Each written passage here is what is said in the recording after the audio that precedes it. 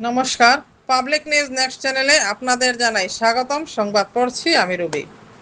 বরঘোলা বিধানসভা সমষ্টির ভাঙ্গারপাড় জিপির সরিষাকুড়ি গ্রামের 40টি পরিবার আজও পাকা রাস্তার সুবিধা থেকে বঞ্চিত।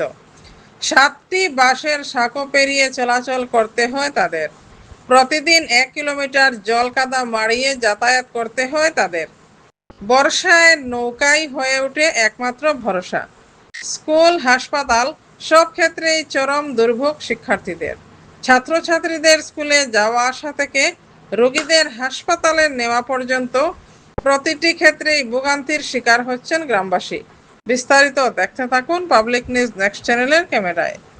17-18 বছর থেকে আমরা এই যে রাস্তা যেটা এটার কারণে আমরা বহুত অসুবিধা হয়। জল ওই যায়, এরপরে বাচ্চারা স্কুলে আইতে পারে না। আমরা প্রায় সময় বাচ্চারা স্কুলে বন্ধ করিলা, মসজিদেও যাইতে পারে না। মায়ে কুলো লইয়া বাচ্চারা নিয়ে স্কুলে দেওয়া লাগে। এরকম বাসায় সাঁকো কয়টা আছে? এরকম বাসা সাঁকো তো 7-8টা আছে বাসা। খলিলুদ্দিন মজুমদার তাই নয় তো আইসন খাটিগড়া জিপির, তাই না আইয়া আমরা দেখা উকা করছেন করিয়া গেছেন। এরপর তো আর কোনো দিছইন না আমরা রে।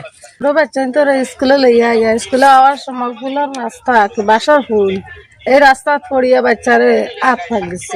কিরকম ভাঙছে? হাত ভাঙিছে। এখন বাচ্চারা লইয়া স্কুলে না আইলে তো এখন গার্জেন থাকলে এখন তো সব দায়ী নাই। এখন মাস্টার হলে খালি কইন তো ছাত্র লইয়া যাও না ওখানে স্কুলেও বলে আমরা তো দিতে পারি না স্যার, আমরা পানির অসুবিধা, বাসর ফুলের অসুবিধা, আমরা আইতে পারি না বাচ্চা লইয়া।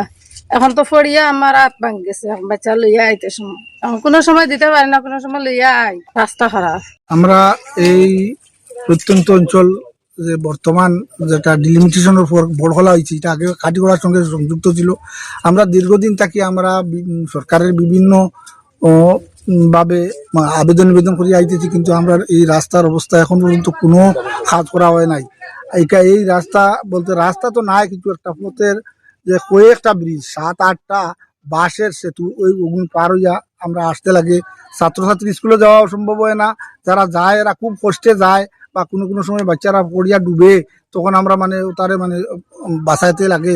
এরপরে অনেক মায়েরা বাচ্চারে লিয়া স্কুলে আনিয়া দেওয়ার জন্য আইতে রাস্তাঘাটে পড়িয়াও একটু আগে দেখা যে একটা মার হাত ভাঙি গেছে।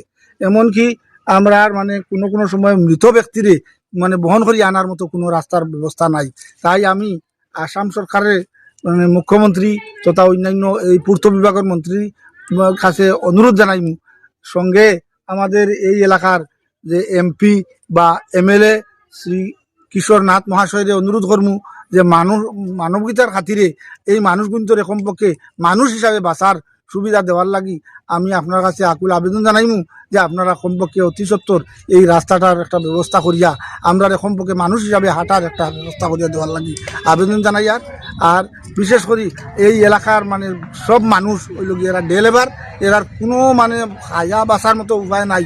এরারে যে জমাইয়া কিছু বেশি হিসাবে কইতা এই সুযোগ সময়টুকু পর্যন্ত তার কাছে নাই। তারা যদি দৈনন্দিন আহারের লাগি সকাল 7-8টায় বাইরে যায় আর রাত্রে কয়টার সময় আইয়া ঢুকে। এমতাবস্থায় এই দরিদ্র অসহায় মানুষগুলোকে সাহায্য করার লাগি আমি আমার এই এলাকার পক্ষ থাকি আপনার কাছে আকুল আবেদন জানাই।